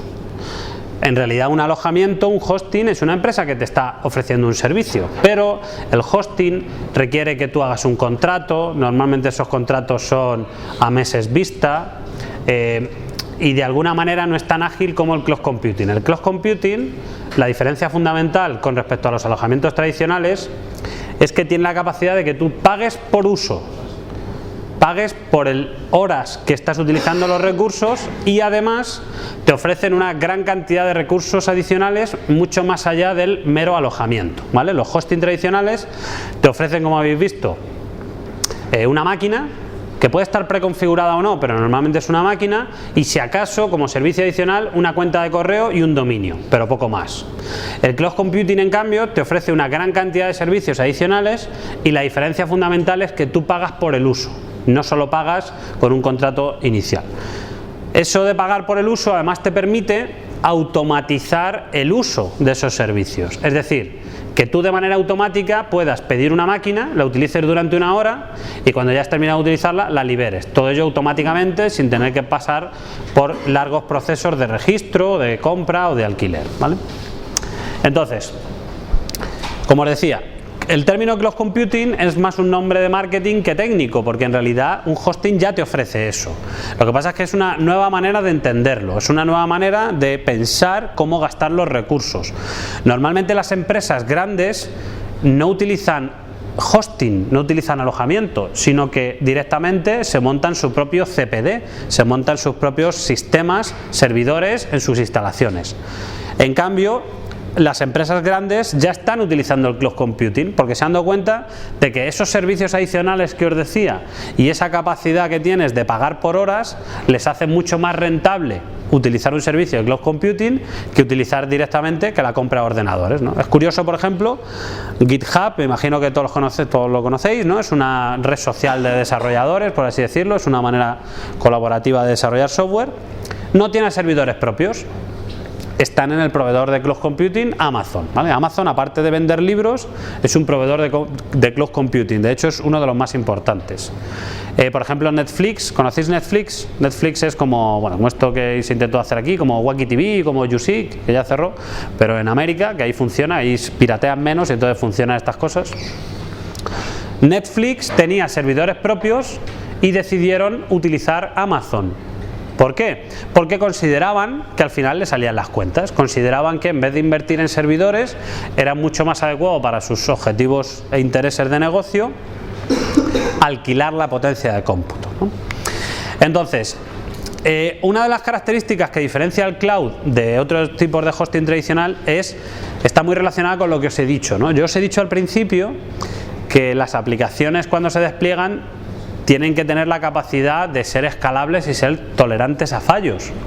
Y la manera de conseguir la escalabilidad y la tolerancia a fallos es fundamentalmente instalar la aplicación en varios ordenadores y que esos ordenadores se coordinen entre sí. Pero claro, ¿para qué vas a instalar la aplicación en 5 ordenadores si total tienes 3 usuarios? Pero si realmente en un momento dado tienes muchísimos más usuarios, pues a lo mejor quieres solo y exclusivamente en ese momento que la aplicación pueda utilizar más servidores y cuando ya no haya tantos usuarios, reducir esos servidores. Bueno, pues esta idea de escalabilidad y tolerancia a fallos que os comento es una de las claves que ha hecho popular la oferta de cloud computing, la oferta de computación en la nube, ¿no? Entonces, lo que digo aquí, ¿no? Cuando los proveedores utilizan la palabra cloud, se refieren a la posibilidad de configurar y redimensionar los recursos que se utilizan de una forma rápida, sencilla y habitualmente de manera automática a través de una API REST. Es decir, tú te conectas a un ordenador y de manera automática tu programita puede solicitar más máquinas, ¿no? Entonces, lo que os digo, esto hace que el cobro sea por horas y por minutos. De hecho, por ejemplo, en Amazon, tú das tu tarjeta de crédito y te dice, bueno, después de un mes te cobro lo que hayas gastado. Entonces tú tienes ahí una página en la que vas viendo cuánto vas gastando, tantas horas de transferencia, tantas horas de máquina, tantas IPs, tanto tal, y tú solo pagas por lo que usas y además pagas a posteriori, nunca a priori, ¿no? Normalmente, aunque hay servidores o aunque hay proveedores que te pueden ofrecer también máquinas físicas, normalmente gran cantidad de recursos que te ofrecen están virtualizados. ¿Por qué? Porque se han dado cuenta de que esa diferencia es mínima, que normalmente la gente le apetece más tener esa capacidad de redimensionamiento automático que el hecho de utilizar máquinas físicas, y entonces por defecto la gran mayoría te ofrecen servidores virtualizados, ¿no? Entonces, básicamente los hosting tradicionales os he dicho que te ofrecen un servidor compartido, un servidor dedicado y un servidor virtual. ¿Qué tipos de servicios ofrecen la gente de cloud computing? Bueno, pues aquí ofrecen diferentes tipos de servicios. Algunos son de muy bajo nivel, es decir, prácticamente máquinas. Otros son de medio nivel, te ofrecen plataformas de desarrollo de aplicaciones, y otros son de alto nivel, te ofrecen software como servicio, te ofrecen servicios de muy alto nivel. Vamos a ir desgranando cada uno de ellos, ¿no? ¿Qué servidores de bajo nivel ofrecen habitualmente los proveedores de cloud computing? Servidores virtuales, que normalmente las llaman instancias, ¿vale? Cuando tú necesitas una instancia en un proveedor de cloud computing, lo que estás pidiendo es un servidor nuevo, y ese servidor normalmente está virtualizado. Te permiten gestionar el sistema operativo. Cuando tú tienes una máquina, cuando tú contratas un servidor dedicado en un servidor de cloud computing, claro, la cuestión es, ¿y qué sistema operativo me pones? O sea, ellos te dicen, vale, yo te doy una máquina para ti, pero ¿qué sistema operativo me pones? Entonces, esa manera de elegir el sistema operativo, los proveedores de cloud computing lo tienen integrado dentro de su proceso, y cuando tú solicitas una máquina, le puedes decir el sistema operativo que quieres, o lo que realmente les dices es la imagen que tú quieras, la imagen que quieres que tenga el sistema cuando arranque, y esa imagen la puedes elegir de un catálogo o la puedes hacer tú instalando software que tú quieras, ¿no? Entonces puedes tener una imagen que sea un Ubuntu, con una base de datos ya integrada, con PHP, con lo que tú quieras, ¿no? Además te suelen ofrecer sistemas de copias de seguridad que están a bastante bajo precio y que se supone que te garantizan una fiabilidad, ¿no? Las famosas, los 5 9, ¿no? 99,99999% de durabilidad. Además te ofrecen balanceadores de carga. Esto es muy importante. Si yo quiero que mi aplicación se ejecute en varios servidores, lo quiero hacer porque quiero repartir a los usuarios entre todos esos servidores, porque si todos los usuarios fueran al mismo servidor, lo que haría sería pues tumbarme el servidor, porque no podría aguantar la carga, ¿no? Entonces yo lo que quiero es un dispositivo, algún mecanismo que haga que algunos usuarios vayan a un servidor y otros usuarios vayan a otro servidor. Ahora bueno, ya mañana posiblemente entraremos un poquito más en detalle en estos aspectos, pero para que lo vayáis teniendo en cuenta, un balanceador de carga es un dispositivo que puede ser hardware o puede ser software, que hace que cuando un servicio web recibe peticiones, esas peticiones vayan a algunos servidores o vayan a otros en función de algunos criterios. Cuando es un balanceador de carga, el criterio utilizado para balancear es la carga. Es decir, el servidor que esté menos cargado será el que reciba las nuevas peticiones, ¿vale? También te ofrecen servicios ya de un poquito más alto nivel, como por ejemplo las bases de datos administradas. A ver, una base de datos, tú puedes hacer una cosa, te la puedes instalar tú, la puedes actualizar tú, la puedes monitorizar tú, o también puedes pensar, yo no soy un experto en base de datos, yo no soy un experto administrador, yo lo único que sé es desarrollar software. Entonces a mí lo que me molaría es tener una base de datos que esté siempre actualizada, que si tiene algún problema de seguridad crítico, alguien se encargue de actualizarme esa base de datos y que sea tolerante a fallos. Es decir, si la máquina física en la que está la base de datos, por lo que sea, tiene algún problema, pues que haya alguien que se encargue de recuperarme la copia de seguridad, volverme a poner esa copia de seguridad disponible, etcétera, etcétera, etcétera, ¿no? Entonces, tú si quieres puedes contratar ese servicio en un proveedor de cloud computing, ¿no? Una base de datos administrada por el proveedor. También tienes otros de mucho más alto nivel, por ejemplo, alarmas. A lo mejor tú puedes tener una alarma en plan, si yo tengo un servidor que normalmente consume un 30-40% de CPU y lleva 5 minutos a un 100% de CPU, eso me puede estar indicando que algo va mal. Entonces a lo mejor a mí me interesa que me mandes un correo, porque si yo recibo ese correo, yo puedo enterarme de lo que está pasando. O a lo mejor un servicio que es, yo cada 5 minutos te voy a hacer una llamada a tu página principal de tu página web. Y si tú me devuelves la página y va todo bien, pues ya está. Pero si yo intento acceder a tu página y resulta que tu página me da un error, yo te mando un SMS. Entonces eso a mí como desarrollador me puede estar diciendo que algo va mal en la página y que por lo tanto pues tienes que prestar atención, o que se ha caído el servidor, o que cualquier cosa, ¿no? Y luego también un servicio de alto nivel que se puede ofrecer a los desarrolladores de aplicaciones es una plataforma de desarrollo de aplicaciones en la que esa plataforma te proporcione la base de datos, el servidor web, el servidor de aplicaciones y las características de autoescalado y de tolerancia a fallos. ¿Conocéis Google App Engine? ¿Os suena? GAE. Google App Engine es un servicio que ofrece Google que te dice, mira, en vez de ofrecerte las máquinas y que tú te encargues de instalar las cosas, como al final vas a estar haciendo lo que hace todo el mundo, te vas a instalar el servidor, que puede ser un Ubuntu, una Debian o lo que sea, te vas a instalar la base de datos, vas a configurar la IP, entonces todas esas cosas yo te las proporciono ya, y lo que tú me tienes que mandar únicamente es el código de tu aplicación. Entonces tú me mandas el código y yo me encargo de ofrecerte la base de datos, pero también me encargo de ofrecerte la máquina donde se va a desplegar el código, el servidor web, y si tú recibes muchas peticiones y no da tu máquina para atenderlas todas, yo me encargo de ponerte otra máquina de manera automática, te pongo el balanceador de carga y hago que tu aplicación sea escalable, y cuando no haya tantas peticiones, la otra máquina que te puse te la vuelvo a quitar y entonces tu aplicación ya te sale más barata, ¿no? Porque yo te voy a cobrar a lo mejor por número de peticiones o te voy a cobrar por las máquinas que utilices, ¿no? Entonces eso es lo que se conoce como una plataforma autoescalable para la ejecución de aplicaciones, que es el Platform as a Service, que ahora veremos, ¿vale? Como podéis ver, a ver, desde un punto de vista muy resumido, lo que nos están ofreciendo los proveedores de cloud computing es, nos están facilitando la posibilidad de que nuestra aplicación esté disponible para el usuario. Nos están diciendo algo como, yo me voy a centrar de la infraestructura, yo me voy a centrar en las tareas repetitivas, yo me voy a centrar en lo que todo el mundo hace siempre igual, y tú como desarrollador lo único que tienes que centrar es en aportar valor al cliente, es decir, en hacer lo que tú sabes hacer, que es atender a tu cliente, ver lo que él quiere o montar una empresa e innovar y aportar servicios innovadores. Todo lo que es informática pura y dura, que ya la sabe hacer todo el mundo, lo hago yo, ¿vale? De nuevo la misma decisión tenemos que tomar. De nuevo están los niveles de abstracción. Es posible que a mí me venga muy bien que lo hagan todo por mí, pero si eso que hacen por mí no es lo que yo quiero exactamente, pues a lo mejor me toca hacerlo a mí, ¿no? El nivel de abstracción más alto. Y además hay otra parte también importante, el coste. Estas empresas te ofrecen los servicios. O sea, nosotros como informáticos, con esto del software libre, es todo gratis.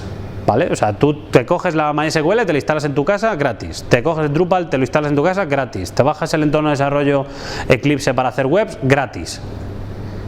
Entonces al final lo que ocurre es que nuestro tiempo es el que es escaso, ¿no? Porque como todo es gratis, al final la cuestión es que si nosotros tenemos que hacer todo, nosotros tardamos mucho tiempo en hacer las cosas. Si yo me tengo que instalar un servidor, que además no tengo ni idea, que además a mí esto de la administración no me gusta para nada, para poder hacer una página web para un cliente, pues a lo mejor estoy perdiendo mucho más tiempo que si yo pago a alguien para que me monte ese servidor, de manera que yo solo me preocupe de la parte del código.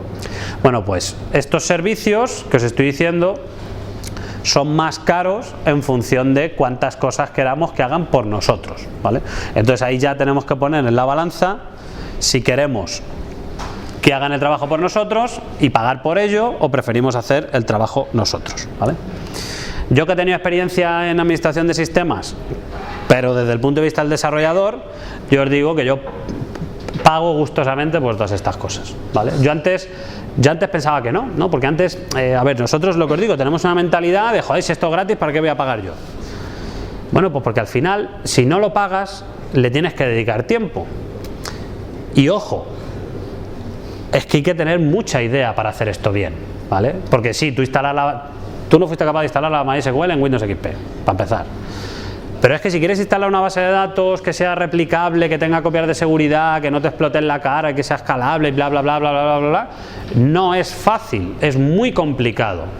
Entonces, hay veces que merece la pena pagar. Yo cada vez soy más de la opinión de pagar por servicios en los que yo no aporto valor.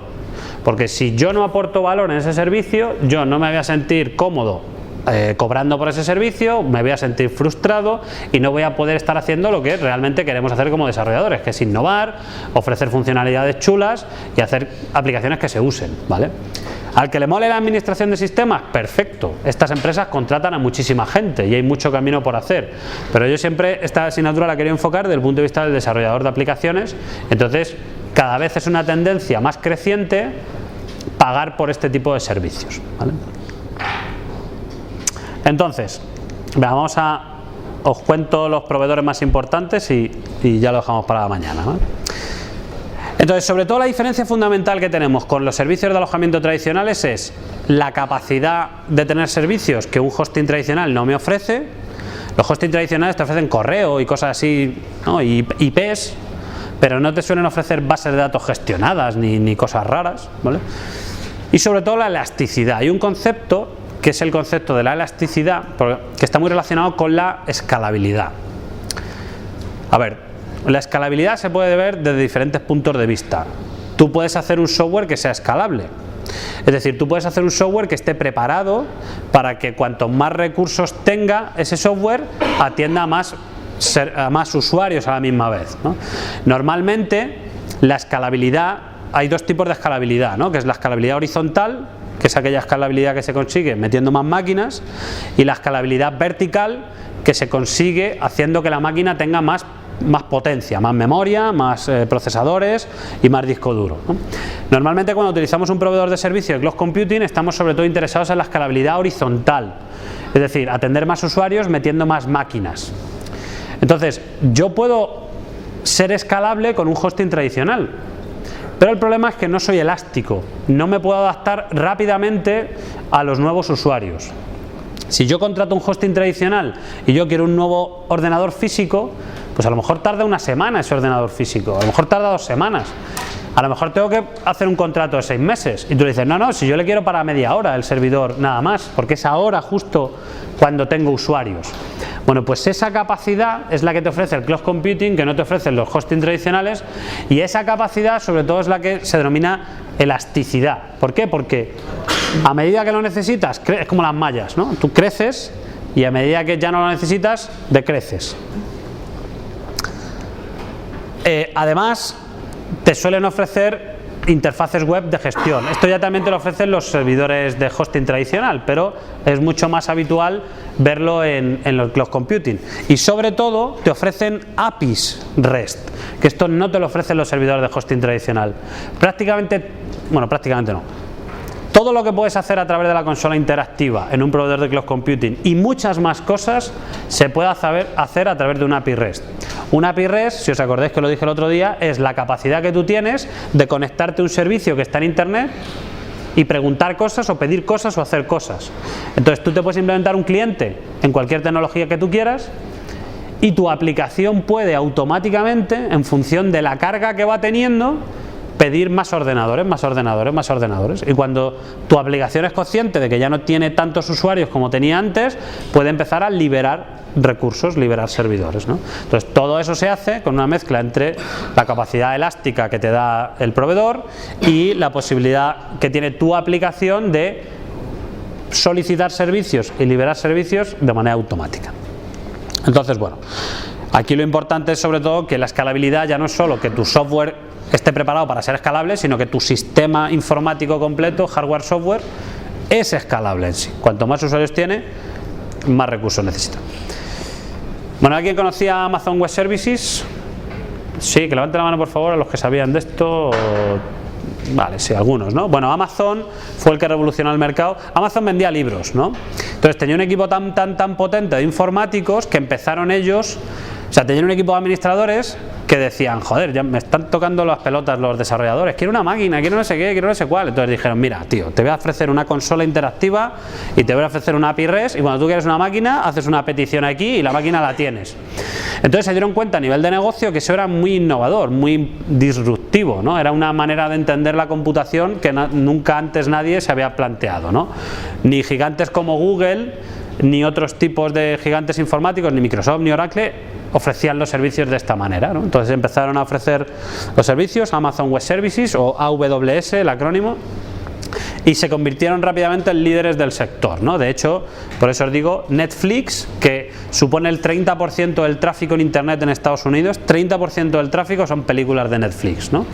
Pues han decidido utilizar Amazon en vez de tener sus propios servidores. ¿Por qué? Porque todas estas características que os digo de alto nivel les suponen un ahorro de costes brutal y además ellos se pueden permitir dedicarse a lo que ellos saben hacer, que es innovar, contratos con agencias de gestión de derechos, nuevos servicios, etcétera, ¿no? Salesforce es también un proveedor de cloud computing, pero este está más orientado no tanto a ofrecer servicios informáticos, sino sobre todo a ofrecer servicios de gestión empresarial. Lo que os decía antes, ¿no? La típica aplicación, la típica empresa tiene que gestionar los clientes, las facturas, hacer lo del IVA cada 3 meses, contabilidad, ¿no? Este tipo de cosas que hacen las empresas, este tipo de burocracia.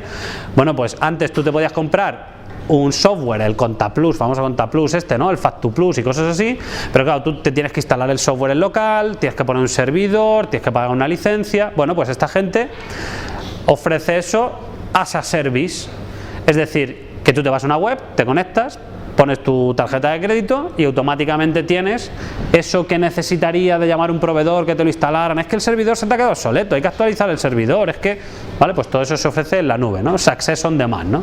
Hacer las cosas bien bajo demanda. ¿Qué es lo que ocurre? Que estas empresas, de aquí abajo, por ejemplo, Rackspace fue una que salió al calor de Amazon, ¿no? Al final lo que ocurre en el mundo de los negocios, sabéis que puede ser el mejor, el primero, o puede ser el segundo, ¿no? El segundo se lleva bastante dinero, aunque no se lleva tanto como el primero, pero lo bueno es que tienes un mercado que ya está abierto y que si tienes la capacidad de ofrecer mejores precios o ofrecer otro tipo de servicios adicionales, pues también te va bien, ¿no? Entonces Rackspace es como te ofrece los mismos servicios, no, lo mismo no. Unos cuantos servicios que también te ofrece Amazon, pero el precio bastante más competitivo, ¿vale? Windows Azure, pues ya sabéis, ¿no? Microsoft lo de siempre, ¿no? Microsoft dice, que la gente hace cosas de estas, venga, yo hago lo mismo, ¿no? Aquí es curioso porque solo tenían Windows en sus máquinas virtuales. Decían, mira, tenemos Windows. Y llegaron los clientes y le dijeron, como no pongas Linux, no podemos utilizar tu servicio de virtualización. Porque muchas de las aplicaciones que nosotros necesitamos están para Linux. Joder, ¿cómo eres así? Que el Linux ya sabes el lío que tenemos con ellos. Bueno, pues Microsoft acepta que en sus máquinas virtuales se ejecute Linux, ¿vale? Cosa bastante impensable hace tiempo. Y Google era bastante reacia. Google ofrecía mucho software as a service, ¿no? Gmail, Google Drive, pero nunca había ofrecido computación as a service. De hecho, antes de empezar a ofrecer máquinas como servicio, es decir, servidores planos, por así decirlo, empezó ofreciendo servidores de más alto nivel, lo que es la plataforma como servicio. Eso, el Google App Engine que os he dicho, es la capacidad que tú tienes de hacer una aplicación, mandársela a Google y Google ya la pone en sus servidores donde le dé la gana, ¿no? Primero ofreció eso, el Google App Engine, pero se dio cuenta de que eso limitaba mucho la capacidad de los desarrolladores, ¿no? Porque los desarrolladores necesitaban, aunque eso les viniera bien, necesitaban poder tener máquinas físicas para poner sus propios servicios, ¿no? Adicionalmente a eso. Entonces Google cambió radicalmente hace relativamente poco. Entonces Google ahora su oferta se llama Google Cloud Platform, que es bastante parecida a lo que te ofrece Amazon, ¿vale? Servicios de muy bajo nivel y servicios de nivel medio.